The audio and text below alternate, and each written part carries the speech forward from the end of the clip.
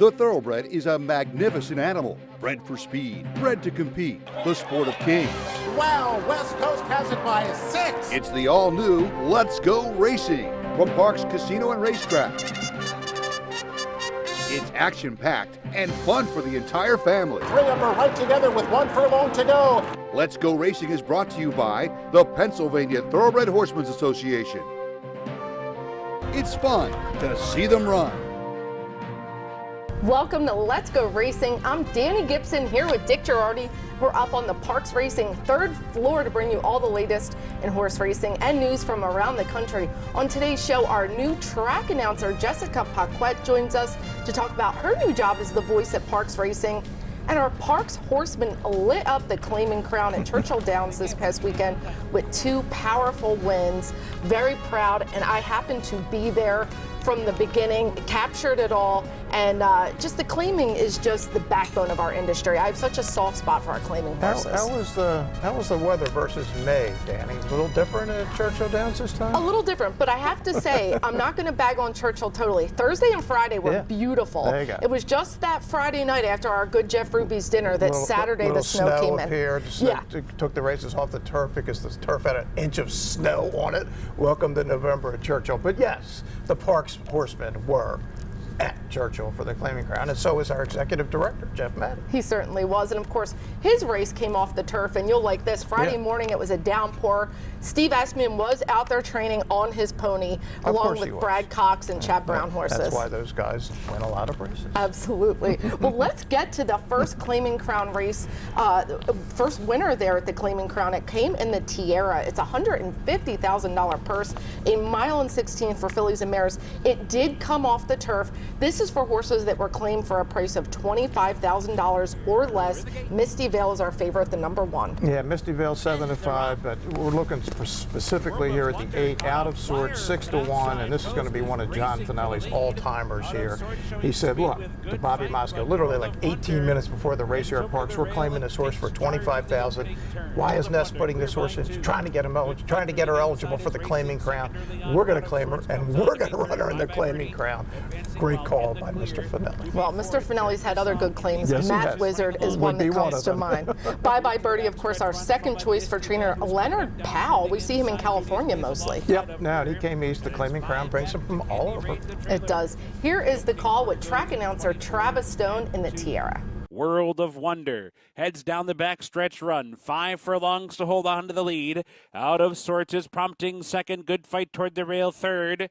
Bye Bye Birdie continues with a wide trip so far, but is only 2 lengths off World of Wonder. Racing in 4th. Cherokee Song in the thick of it 5th. Misty Vale still bottled up down inside, passed outside by Judy's Way. Candy Raid is still the trailer, but she's a little bit closer as they round the far turn. World of Wonder coming under more pressure now. Out of Sorts starts to come on, and here comes Out of Sorts to go head-to-head with World of Wonder. Good Fight is right there in behind third toward the rail. Bye Bye Birdie's on the outside. 4th, Judy's Way's there 5th. Misty Vale switched outside for running room 6th. They're off the turn. Out of Sorts comes away with the lead and kicks clear by 4. Out of Sorts past the 8th pole, finishing full of run. Now it's a 6-length lead. Misty Vale's up into 2nd. World of Wonder's back into 3rd, but they're coming down to the finish, and Out of Sorts loved the slop. Out of Sorts gets the win with jockey Paco Lopez, who had her in a winning spot from the time the gates opened. Yeah, perfect spot, sat 2nd, and then took the lead at the top of the stretch. You're thinking, talking to Bobby, said, we're going to run 1, 2, 3. Actually, we're going to won. I mean, wins by 10, ran away from the field. It's interesting, Danny, the race came off the turf, and that was obviously helpful. Yes. This filly has now run on sloppy tracks 3 times.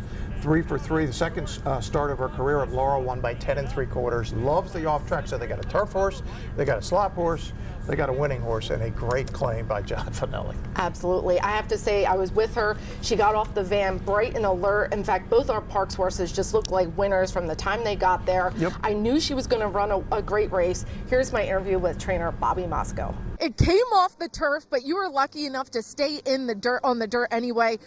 What are you feeling? Shocked, really. I mean, I thought we had a shot, but I didn't think she was going to run that big. I'm just happy. The whole day, the whole experience is great. I've lost a lot of Claim and Crown races, so to win one, feels good. You got to win with your daughter here and all the PTHA here pumping you up. Jeff, you, everybody, yeah, it's great. It's a lot better when you win than when you lose and got to fly all the way back home. So I'm happy. Well, we're so thrilled. You work hard. You represent Parks great. And she's a horse. You love the way she was training. This is your first time actually running her as a trainer. Yeah, that was the whole plan. The day we claimed her, John Finelli said we're going to go to the Claim and Crown and don't run her until we go. So I'm like, okay. I listened to what he said, and he's going to pat himself on the back because he was right. And what else can I say? As long as he's right, we all did good. Well mapped out plan by owner John Finelli. Congratulations to the whole team, and good job, Bobby. Thanks, Danny. Have to say, Bobby's always a cool, kind of calm guy, but he did get choked up, and I know he was really proud of the effort. Look, he won $100,000 with Admiral Abe. That was the biggest race he'd won up till now. Now he wins one even bigger, and the Claiming Crown is. And look, it's the Kentucky Derby for the claiming horses, and to have it at Churchill Downs, very cool. Well, and also he took his shot a couple of years. Things didn't quite work out, so for things to all fall into pieces, he got one. His daughter was there, Bella. We had a cool. great weekend. Yeah, yes, you did. Little Jeff Ruby's, little Chicken. Impellizzeri's, the pizza joint on Bardstown Road. You did it all in Louisville. You learned your Louisville lessons. Oh yeah, I learned from the best right here. Well, let's get to the next Claim and Crown race that we're going to show you here. It's the Reddy's Rocket Express. 6 furlongs, $100,000 is the purse. This one you had to start for a claiming price of $8,000 or less, and our favorite is the ever so cool Beverly Park. Yeah, Beverly Park is kind of one of those neat horses that does nothing but win races. How about 42 starts, Danny? 22 wins, really, for Norman Cash? Nice horse. And the Wolfman, who I was really impressed with, took second choice. Yeah, Wolfman, another one of those solid, cool claiming horses. And that's what these races are, just for horses that are just keep running their hearts out every time. Speaking of those kind of horses, how about Hero Tiger for our man John Kirby? John, the horse rode on the van, and John rode with the horse in the back of the van, which is serious dedication. And this horse they claimed at Saratoga for $40,000, thinking had some conditions, and then they think, hey, maybe, you know what? There's a race at the Claiming Crown, because this horse ran for 8 at one point. So Hero Tiger, direct from Parks to Churchill Downs. We'll see if it was a well mapped out plan. Here's the call of the Reddy's Rocket Express. Round the far turn, the Wolfman under pressure. Beverly Park comes on 3 wide, 5 wide for L's Big Secret. Coming with a run, and Hero Tiger's there too. They're stacked across the track as they head for home. L's Big Secret rolls off the turn in front, opens up to lead by 2. Beverly Park fights on toward the rail. Hero Tiger continues to fight as well. Honorary Degrees coming down the center. 1 furlong to go. Hero Tiger's in front with a 16th remaining. Hero Tiger opening up now. L's Big Secret back into second. Joyful Heart late on the scene. Too late to catch. Hero Tiger. Well, Hero Tiger gets the win, and he almost looked like he was going to get beat. He got checked a little bit, but Luis Saez gave him a perfect ride, getting him to the outside and getting the win. A really cool horse to come back on again like that. No question. This horse, Danny, has been claimed 5 different times, but obviously this is the great claim. And look, John Kirby's family has been in the game forever. His father, his grandfather had a lot of really good horses up in Massachusetts. He had to come down here because there's no longer racing in Massachusetts, and this is the first time the Kirbys have ever won a race at Churchill Downs, so it was huge. And when I talked to John on Sunday, he was in the van on his way back, and I was able to write about Bobby Moscow's win and John Kirby's win this week on patha.org, and it was a fun story to write. Here's more with our winning trainer, John Kirby. John, I have to say I got a little emotional because you shipped with your horse on the van. I spent the morning with you yesterday. I know he means a lot to you, and you put a lot of work into this. Very proud of you. Thank you, yeah. I mean, I rode in the back, just wanted to make sure he shipped good and everything, and Bobby Moscow's horse was on there too, that just won the previous race, and just everything went so smooth and the stars aligned, so we just got so lucky. You told me that Luis Saez fit this horse perfectly. What goes into that partnership? It's been really successful. The first horse we ever put him on, he won at Saratoga, and then earlier this year, they broke the track record at Belmont, so I mean, we're 3 for 5 with Louis, and you know, this is just the beginning. We'll get him a lot more mounts. The last 8th, when he kind of got shut off a little bit, he re-rallied to get past that horse, showed a lot of grit. What were you thinking? I honestly, when that hole shut on him, I thought, you know, he lost his momentum, but Louis really rode him hard and got his momentum going again, and this horse just has has the biggest heart, Well, you are our future at Parks. We're super proud of you, and congratulations. I know your family back in New England is very proud of you. Thank you, Danielle. I appreciate it. To say John Kirby was bred into horse racing is the understatement. And, you know, he really had the foresight. He said Luis Saez just fit this horse perfectly. I got to spend the morning with them in the barn, and they have quite the bond, these two. Yeah, no, it's obvious. And look, John is doing really well, and I'm thrilled for him because, look, you come in here, you're kind of doing it in the blind a little bit. You're coming down here hoping to get somewhere, but you start winning races like that, owners notice. Hopefully get some more horses. Yeah, to have our two horses just run and win the way that they did. Yep. So incredibly proud and happy for all the connections and our Parks horsemen. Congratulations to Out of Sorts and Hero Tiger. And we're going to head to our first break. When we come back, we have track announcer Jessica Paquette that joined us and more Claiming Crown races all coming up on Let's Go Racing. Benevengo bounding along down the backstretch run. The Pennsylvania Thoroughbred Horsemen's Association is the advocate for Parks Racing's horsemen and has worked hard to secure better lives for the hundreds of trainers and their families that work in the thoroughbred racing industry. Our horsemen benefit from medical coverage, trainer pension plans, and increased purses. Thanks to these horsemen, racing at Parks is the very best, providing entertainment for you and the entire family. The Pennsylvania Horsemen are proud to be part of the community and introduce a new generation of fans to the sport of kings. Welcome back to Let's Go Racing. And we were joined by our new track announcer, Jessica Paquette. Our man DJ had a chance to speak with her about her new role here. I did, and look, Jess is walking into a difficult spot as you're gonna hear this. She doesn't have a ton of experience calling races, but she loves the sport. She wants to get good at it, and we had a chance to talk to her, and I think she's a fascinating interview. Racing.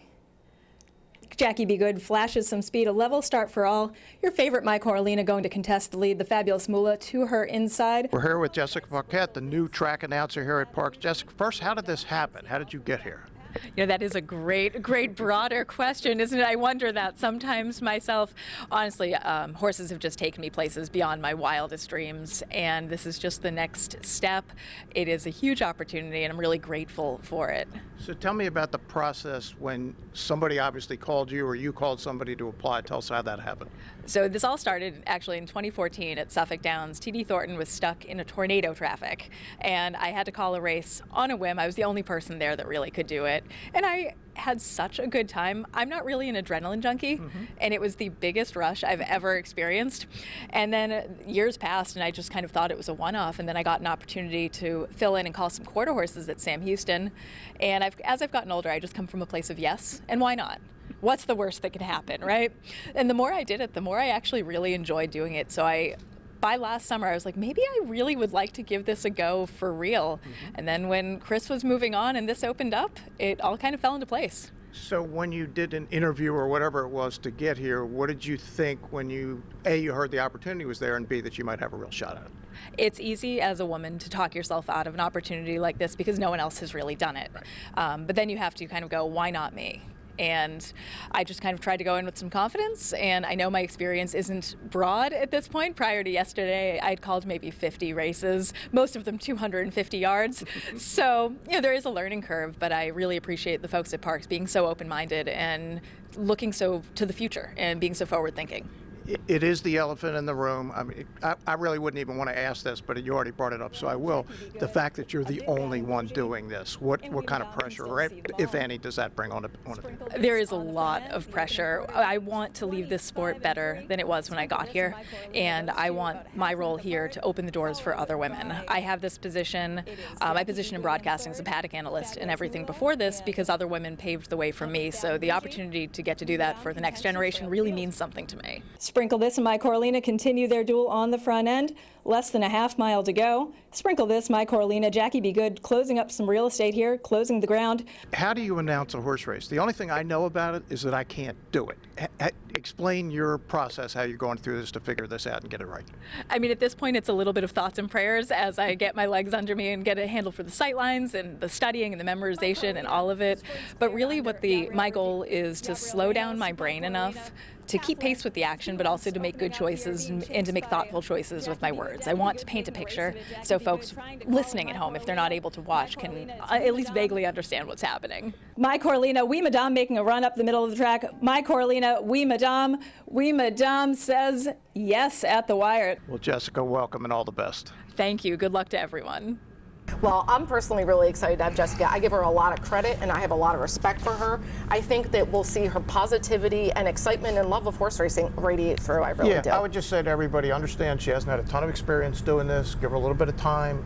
With repetition, everybody's going to get better at it. And all I can tell you is what I told her. I know I couldn't do it. It's a very difficult job, and all the best to Jessica. We're all rooting for her. Yeah, it's a unique skill set, that's for sure, and we're definitely rooting for you, Jessica. Well, we're going to get to our local race of the week. It was from Monday's 9th race, and this is an optional claiming $16,000 race, 6.5 furlongs. Big purse here, $57,000, and the judge and the jury is our favorite. Judge and jury was the favorite, and my pick is 3 out of 4. Jamie Ness, Ruben Silvera. Danny, I wanted to pick a winner here. I figure I can't go wrong there. Could I possibly go wrong picking Well, Ness we'll see and in a minute. Silvera? Our second choice is Float On for trainer Danny Velasquez. Yeah, Danny V at 9 to 5 and Dangerous.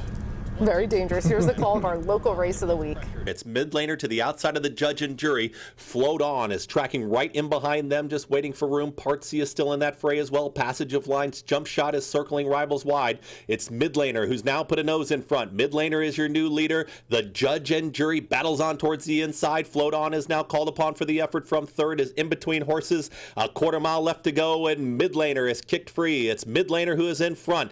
Float On gets the running room, now comes after this leader. Mid-laner's got the lead. Float On is chasing down the center of the racetrack. The judge and jury is back to third. A final furlong to go, and mid-laner still finding plenty. Float On is going to try and push on by in the late stages. Mid-laner, Float On. Here comes Float On, and Float On is about to put a nose in front. Mid-laner comes right back to the inside. Float On got it. Float On gets the win. You could see that Dexter had a lot of horse. He was kind of trapped in behind him on the inside.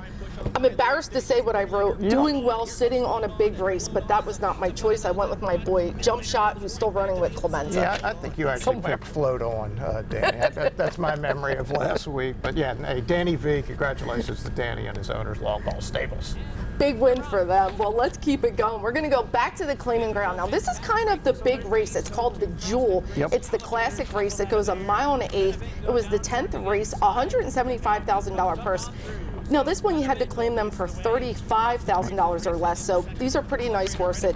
Intrepid Heart, the horse that has second-itis, is our favorite. Yeah, Intrepid Heart this year, 7 starts, a win, and to Danny's point, 6 seconds. Get up, win this race. Definitely. And our second choice is the number 1, Benevengo for Jesse Cruz. You guys probably saw him running at Monmouth this summer. Yeah, 4 out of 6 this year, and that's the lifetime, too. Here's the call of the Jewel. But it's a sharp pace up top, 23-2 for the opening quarter mile. Benevengo bounding along down the backstretch run, prompted by Frosted Grayson. Second, there's 5 furlongs to go. Calibrators trying to keep up with them on the outside in third. Keystone Field is nudged along fourth, advancing toward the rail. Then it's Intrepid Heart 5th and only 5 lengths off the leader Benevengo.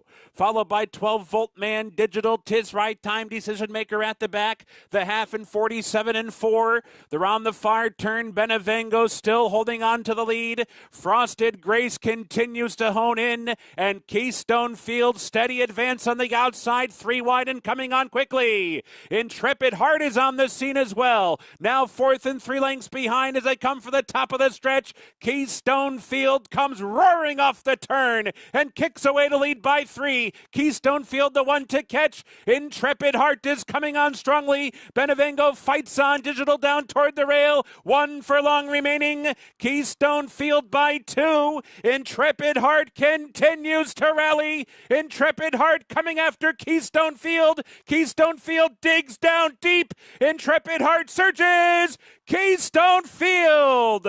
Mike Maker gets another win with Keystone Field, and What's up with Intrepid Heart? He did not want to win. No, it's just really weird. Once some of these horses get in the pack, they just go, hey, I like to run near other horses. I just don't like to be first. So that's 7 seconds this year. But Keystone Field was good. 92 buyer. It's Kirk Wyckoff's Three Diamonds Farm. They win a lot of races. Boy, Mike Maker in the Claiming Crown. It's just hard to beat. Yeah, he looked beautiful, I have to say, and the Candy Rides really stand up in that sloppy track as well. That definitely helped him out. Well, let's get to the Iron Horse. That was the 6th race on Claiming Crown Day. These horses go a mile and 16th, $100,000 purse. You had to start for $8,000 or less. We did have a park starter, Malibu Star, the number 5. Yeah, Malibu Star was 9-2 in this race. Certainly a contender for Ernesto Padilla-Preciado. Let's also talk about the number 1, Bless the Kitten, for Jamie Grubbs. Bless the Kitten is another one of these horses that just likes to win. 11 wins, 8 seconds in 34 starts. Here's the call of the Iron Horse. Backstretch run. The opening quarter in 24 seconds flat. Bless the Kitten heads down the backstretch in front of length. Moment in no hurry to go by is tracking the pace while second. A length and a half back to Time for Trouble, who comes on to be third. I Want is in the clear, advancing up while wide in 4th. Losing ground is Pikachu 5th, so too Super Catch in 6th. So they round the far turn. Bless the Kitten still with an arrow lead. Here's Moment in Between coming on. Time for Trouble comes on 3 wide. The half mile was 47-4. They round the far turn. Bless the Kitten under heavy pressure now. Time for Trouble has drawn alongside, and they're shoulder to shoulder off the turn. Bless the Kitten cut the corner. Time for Trouble right there and alongside in second. They're head and head heading for the 8th pole. Malibu Star trying to close in with Moment down toward the rail. 1 furlong remaining. Time for Trouble roused to an arrow lead. Bless the Kitten fights on, but is back into second as they come for the wire, and Time for Trouble. And a nice win for Time for Trouble. Kind of stalking Trip and 3 wide and cleared the field and game over. Yeah, having a terrific 2022. Danny, 5 starts, 4 wins in second. Malibu Star got 4, so a really nice showing for the Parks horses. We're going to head to another break. When we come back, our jockey and trainer of the week, and it's a big one, and some race recap. And Dick and I are going to preview a race and talk about some upcoming stakes. Lots coming up on Let's Go Racing. Turning for Home is a nonprofit that has provided nearly 2,800 former racehorses with a safe retirement. The program was created through the foresight of the Pennsylvania Thoroughbred Horsemen's Association. We all love animals, and to give back to something that helps us so much, it's a great thing. Responding to the need for a better system that addressed the uncertain future for the retiring equine population at Parks Racing, the PTHA rallied horsemen to support the program. These horses can do anything from hunter jumpers to western to therapeutic riding. Turning for Home became the first on-track retirement program at a year-round racetrack.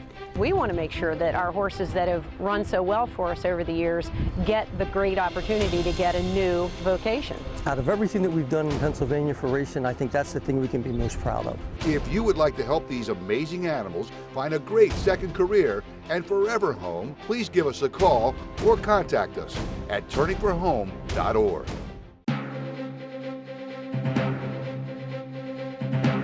Welcome back to Let's Go Racing. Our jockey and trainer of the week, of course, brought to you by Turning for Home, our racehorse retirement program. Right here at Parks, we're going strong. Over 3,600 horses retired safely. And jockey of the week, congratulations, Sylvester Gonzalez. You're going to see his stretch-winning ride here. He got his 500th win, and I caught up with him about what this all means. Unimpeachable has the lead. Unimpeachable spurts clear, a length clear of Jonas Round Don Kern, who is gamely fighting back, but it is unimpeachable. Unimpeachable, can't be caught here. Put into words what getting to a milestone like that means for your riding career. It means a lot. Very great day yesterday. We got three winners yesterday, and to top it off, we got the 500, which it means a lot to my career. Not many jockeys get to the 500, and for me to get here, I'm just very blessed and happy to be able to ride for all these trainers here that put me on all these winners, and I want to thank all of them for supporting me throughout the years, and of course give credit to all the horses that have helped me get to the winner's circle. And I just want to be a little bit of a motivation to other up and coming jockeys that it's possible, and if you work hard and be dedicated to your craft, and you can get there. Yeah, really happy Sylvester. He's someone that just wants to keep improving. And He told is. me he's constantly watching tape of himself, seeing what he could have did wrong, going to older mentor jockeys. Yep. He's a bright future. He does. He's a terrific rider and a great guy. He definitely is. Well, let's go to our trainer of the week. Congratulations, John Kirby. You had the big win at the Claiming Crown, and you stole my heart when you bonded with your horse like that. Yeah, so cool. And again, just it's got to be great. The whole Kirby family, they've been in this sport forever. To win a race at Churchill Downs doesn't get much better than that. Yeah, and to be so young and really, you know, have a clear path He's of good. what He's he really wants. smart. He knows what he's doing. He's been trained well by his dad and his grandfather. A lot of fun to root for. Well, let's get into race recap, and we have a really nice 2-year-old race that was down at Laurel Park, 6 furlongs. It's the James F. Lewis III, their $100,000 purse going 6 furlongs, and Cal Lynch has a really nice favorite in here, Recruiter. Yes, he does. Recruiter the 6 is just going to sit second and then just blow by the field, win by almost 3. Danny, and I would think that we would see this horse up here. We got a couple 2-year-old stakes the end of this month, and then the ones right after Christmas. So maybe one or even potentially both of them. We'll see Recruiter. That's a good horse. Yeah, I mean, he was happy to kindly rate like a professional, a Yep. 2-year-old colt by Army Mule. There you go. That did well down at Pimlico. Yes, so he did. Be exciting to see what he has in his future. Well, it's time for Ion Racing, and a couple more tracks opening up. That's Fairgrounds and Tampa Bay Downs. It is that time of year. It is that time of year. Fall, winter, spring meets, and we'll see some Derby preps there in 2023. And Parks is going to have some really cool stakes right before Thanksgiving with fun names: the Turkey Trot, the Let's Give Thanks, and the Cornucopia. Yeah, these are new stakes, all 75,000. It's just, we'll see some neat horses. American Patrol, I know you like Cal Lynch's horse, and the Turkey Trot. I'm interested in the Cornucopia. How about Dr. B, who's on a big roll, and Sweet Wilhelmina? I mean, we got some good ones. What about the Let's Give Thanks, Danny? Yeah, and the Let's Give Thanks. I really like the way it sets up for Fast Bob. I see B-Dog's nominated. He's been impressive sprinting. We'll see if he makes the trip. And don't count out Don't Mess It With Me. It's a horse for Flint Stites that loves to close, and that 6.5 is going to set up for a closer. And 2 local favorites, Admiral Abe and Barron, are nominated. Well, we'll see who gets in the starting gate in these really fun Thanksgiving stakes that are coming up. We're going to head to our final break. When we come back, News and Notes, Dick and I are going to take a shot at making you some money. Racehorses are pampered. Treated with care and loved. Nothing is more important than their health and their safety. We do right by them, And they do right by us. the hard-working folks Who proudly earn our living. In Pennsylvania's horse racing, and breeding industries. Horse racing is a lot of fun. but it's so much more. It provides tens of thousands of jobs, Jobs and billions in economic impact each year. all across the Commonwealth. Horse racing in Pennsylvania. It's a winner.